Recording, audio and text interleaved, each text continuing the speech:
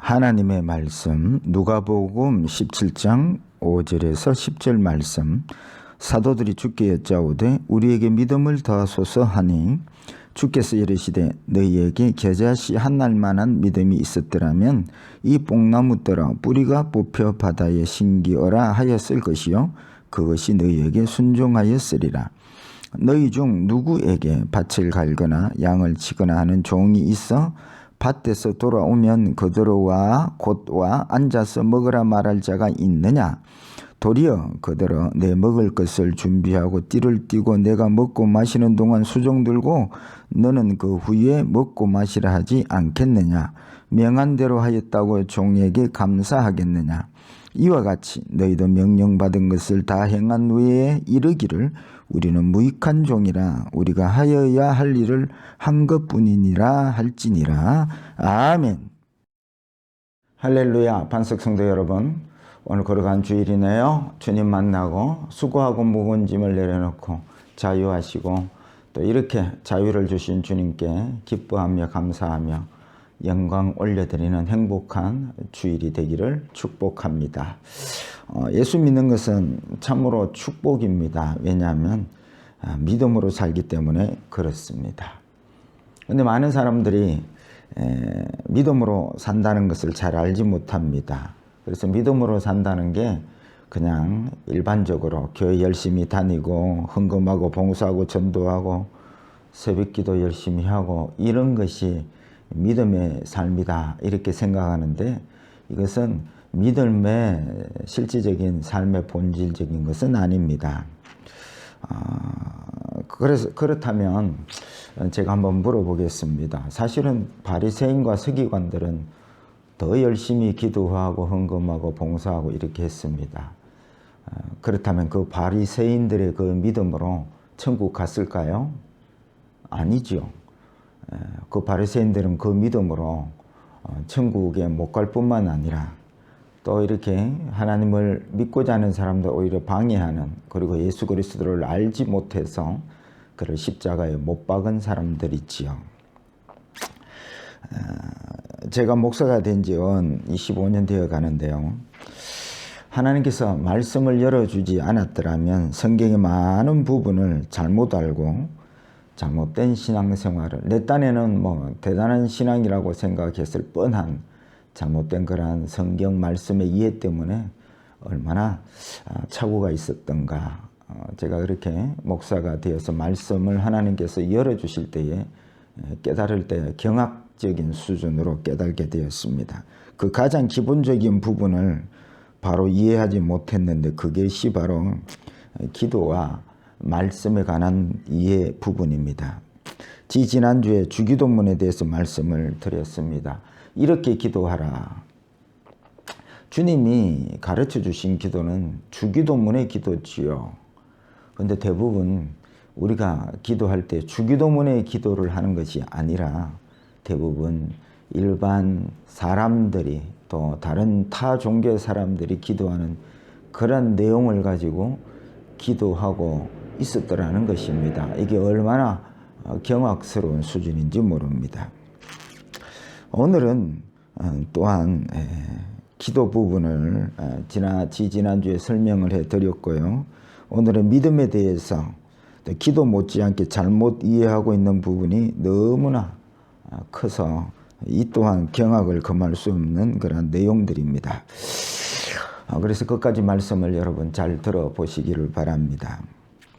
주님이 우리에게 믿음을 주신 것은 세상 나라를 잘 살아라고 준 것이 아닙니다. 하늘나라를 살고 주님 그 믿음으로 주님도 보고 하늘나라를 살아라고 믿음을 주셨습니다. 그래서 믿음으로 사는 것은 주님 만나고 날마다 주님과 동행하는 삶을 사는 것이요. 이것이 영생의 삶인데, 그래서 영생은 하나님과 그의 아들 예수 그리스도를 아는 것이라, 만나서 동행함으로 아는 삶이 영생의 삶이라고 말씀하는 것입니다. 그래서 주님을 만나야 영생의 삶을 누리지요. 믿음은 그래서 주님을 만나고 살고 주님을 만나고 사니 보이지 않는 그 주님을 증거하는 삶을 살게 되어 있는 것입니다. 그렇지 않다면 이 모든 문제가 어디서부터 오느냐면 믿음에 대한 이해가 잘못된 부분부터 이런 문제가 생긴다는 말씀이지요. 여러분, 주님을 만나고 싶습니까? 오늘 말씀을 끝까지 잘 들으시면 믿음이 이것이고 이렇게 주님을 만나는 것이 믿음의 세계구나, 이것을 깨닫게 될 것입니다. 그래서 말씀을 끝까지 잘 경청해 들었으면 좋겠습니다. 오늘 본문은 주님께서 형제가 범죄하면 그 형제가 7번 와서 회개하면 7번 다 용서해 주라. 또 다른 성경은 7번만 아니고 70번씩이라도 와서 용서를 구하면 용서해 주라, 회개하면 회개해 주라. 이 말씀을 듣고 제자들이 아니, 용서라는 게 한 번도 용서하기가 힘든데 하루에 7번씩 와서 회개하고 용서를 구할 때 용서를 해준다? 도무지 이게 가능하냐? 그래서 주님께 이 말씀을 듣고는 우리에게 믿음을 더하소서, 이런 요청을 하게 되지요. 그래서 주님께서 이 제자들의 믿음의 관이 이해가 잘못되었음을 아시고 오늘 이렇게 말씀을 통해서 이들에게 믿음이 뭔지, 믿음의 세계가 뭔지 가르쳐 주시는 말씀이지요. 여러분, 믿음의 이해를 오늘 바로 하셔서 믿음의 이해를 바로 하면 우리가 날마다 하나님을 만나고 사는 놀라운 세계가 열릴 줄로 믿습니다. 그래서 제목을 잡았습니다. 믿음의 세계라고 잡았습니다. 그러면 믿음으로 사는 것은 어떻게 사는 것일까요? 첫 번째입니다. 믿음의 주체는 주님이십니다. 펼쳐놓은 6절 말씀 읽도록 하겠습니다. 주께서 이르시되 너희에게 겨자씨 한 알만한 믿음이 있었더라면 이 뽕나무 떨어 뿌리가 뽑혀 바다에 심기어라 하였을 것이요 그것이 너희에게 순종하였으리라. 지금 주님이 우리에게 믿음을 더하소서 하는 그러한 요청에 믿음이 뭔가를 설명하고 계시는 것입니다. 여러분, 이 제자들이 왜 믿음을 더해달라고 요청을 했을까요? 이들 생각은 믿음의 주체가 자기들이라고 생각하고 있기 때문에 그렇습니다. 그래서 자기들이 아무리 노력해도 아무리 애써도 하루에 7번씩 용서할 능력이 자기들에게는 없다고 생각하기 때문에 그런 것입니다. 다시 말씀드리자면 믿음의 주체가 자기라고 생각하고 있기 때문에 그런 것입니다. 이들뿐만 아닙니다. 많은 성도들이 믿음의 주체가 자기라고 생각을 합니다. 그래서 믿음으로 기도했는데 안 된다고 실망하고 내 믿음이 적어서 그렇다고 좌절하고 하는 것입니다. 결론은 믿음의 주체가 내라고 생각하기 때문에 그런 것입니다. 주님이 기도하러 변화산에 올라갔을 때에 변화산 아래에 귀신 들린 아이를 제자들이 고치지 못했습니다. 이미 제자들은 파송되어 전도 나갈 때 귀신을 쫓았던 경험이 있는 자들입니다. 그런데 왜 변화산 밑에서는 그 귀신을 쫓아내지 못했을까요? 전도 나갈 때 제자 다르고 또 변화산 밑에 제자가 다른 걸까요? 그때의 믿음하고 지금 믿음은 다른 걸까요? 귀신이 쫓겨나가지 않으니까 주님께 질문을 합니다. 왜 우리는 귀신을 쫓아내지 못합니까? 그때 주님이 답변을 하시죠. 기도 외에는 이런 종류가 나갈 수 없느니라. 이 대목에서 많은 분들이 해석을 이렇게 합니다. 기도 열심히 해라. 그래서 능력을 갖추어라. 이렇게 해석을 합니다. 그건 잘못된 해석입니다. 그 말씀은 믿음의 주체가 너희가 아니라는 말씀을 하고 있는 것입니다. 여러분, 그래서 믿음의 주체가 주님이시라는 말씀이지요. 그래서 오늘 본문에 보니까 여러분, 겨자씨만한 믿음은 큰 믿음이 아닙니다. 우리가 눈에 보일까 말까 한 작은 씨가 겨자씨인데 그만큼 적은 믿음이라 할지라도 이 뽕나무 떨어 바다에 심기우라면 뿌리채 뽑혀서 바다에 심기워진다.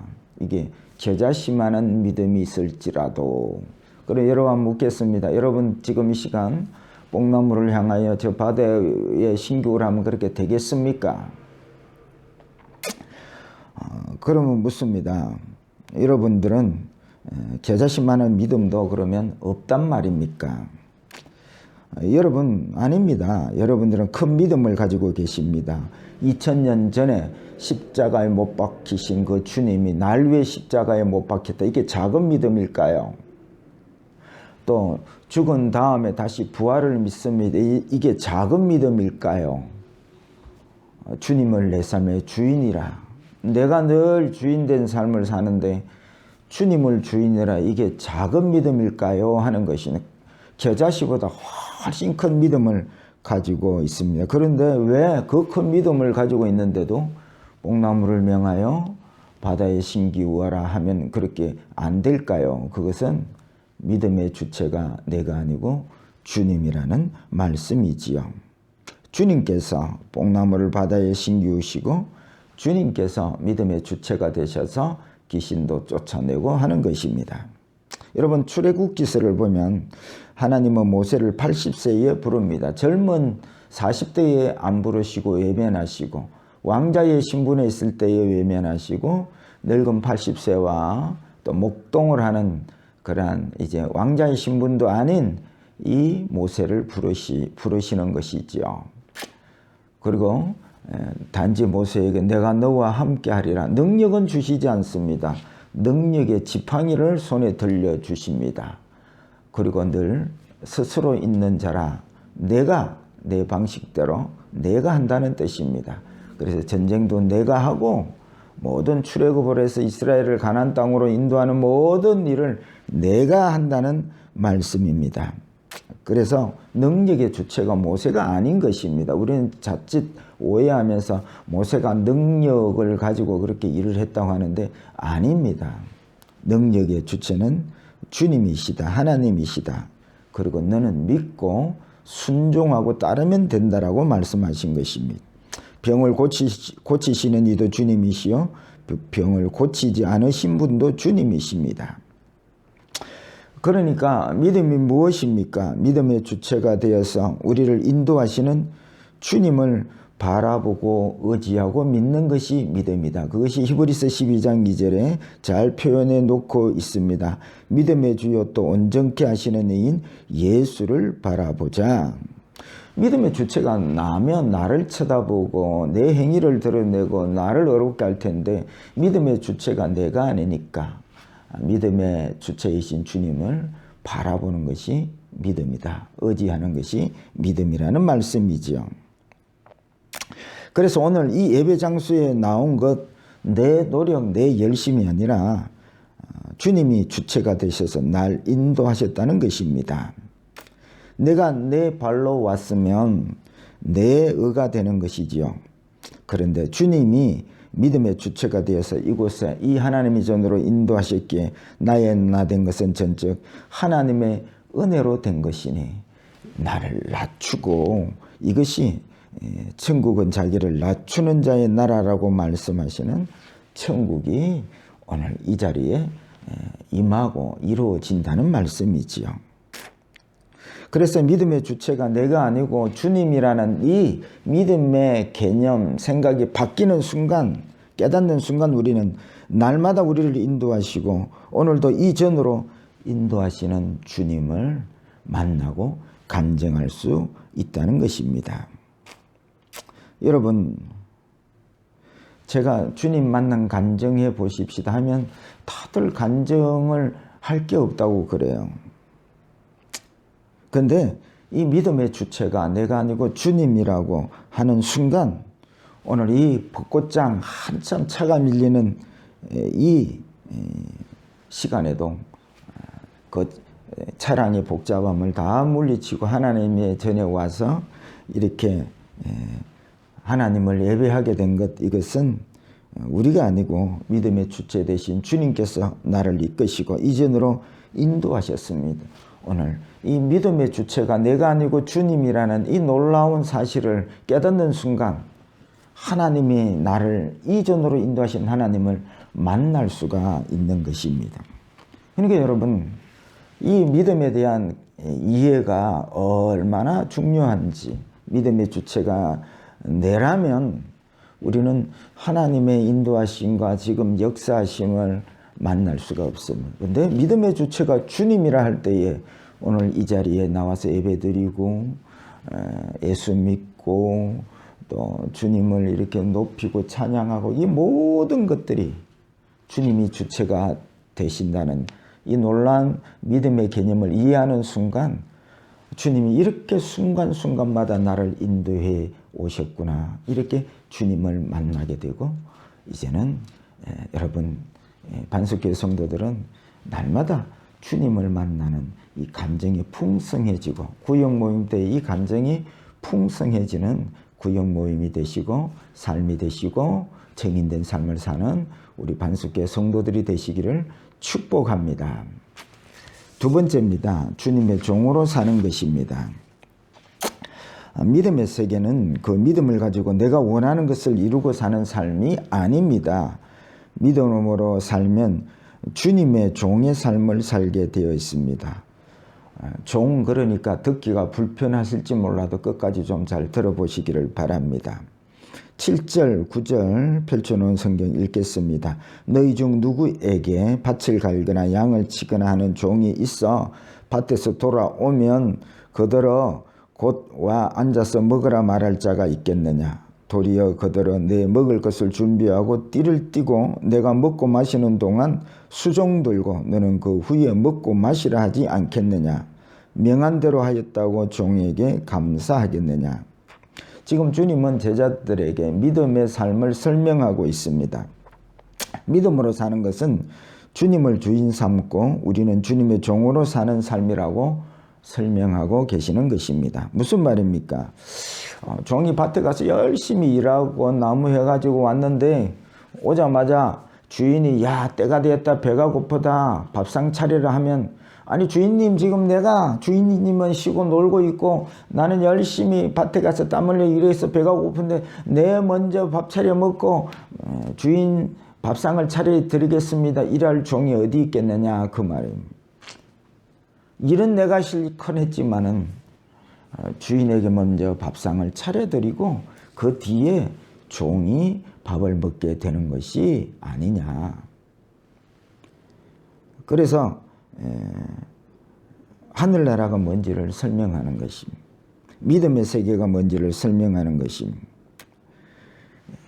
믿음의 삶은 하늘나라를 살고 하늘나라 주인 대신 주님을 주인 삼고 종된 삶을 사는 것이 믿음의 삶이라고 설명하고 계시는 것입니다. 믿음은 하늘나라를 살고 하늘나라 주인인 주님을 만나는 삶을 살게 되어 있습니다. 그러면 어떤 일이 벌어집니까? 10절과 같은 말씀이 펼쳐집니다. 10절 다 같이 읽겠습니다. 이와 같이 너희도 명령을 받은 것을 다 행한 후에 이르기를 우리는 무익한 종이라 우리가 하여야 할 일을 한 것뿐이라 할지니라.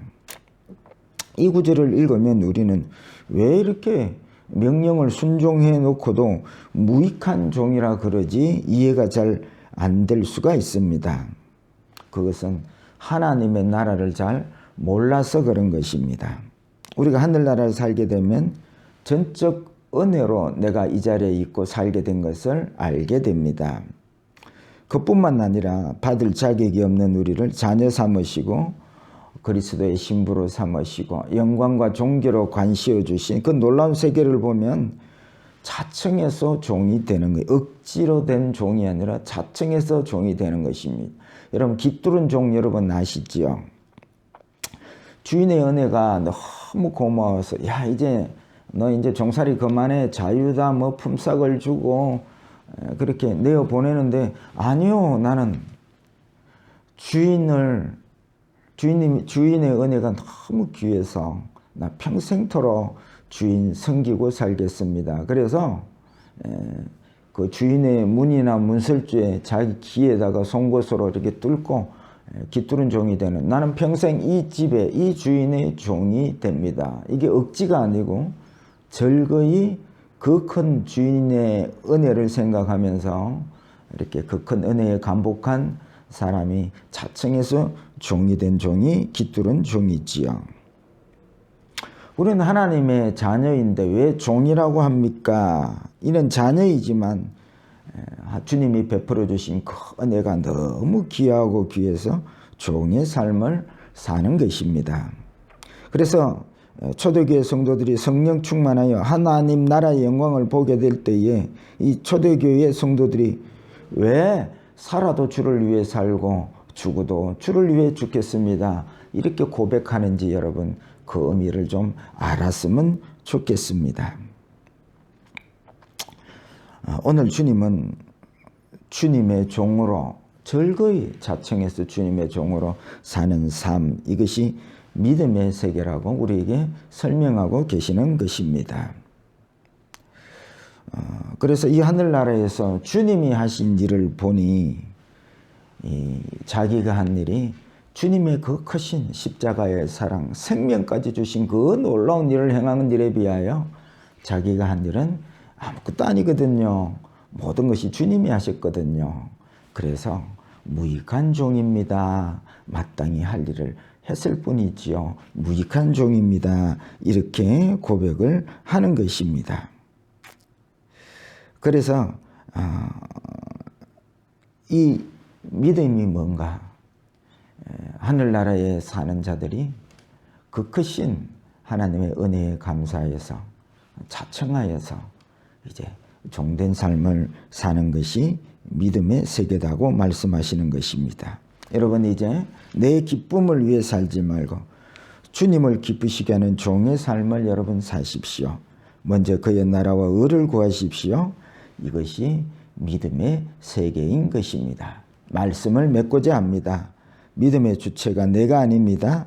믿음의 주체가 주님이 되셔서 날마다 주님이 인도하시는 그 놀라운 주님을 만나고 간증하는 믿음이 되시고 깃두른 종처럼 자청해서 몸된 교회를 섬기는 믿음의 세계가 펼쳐지시기를 주의 이름으로 축복합니다.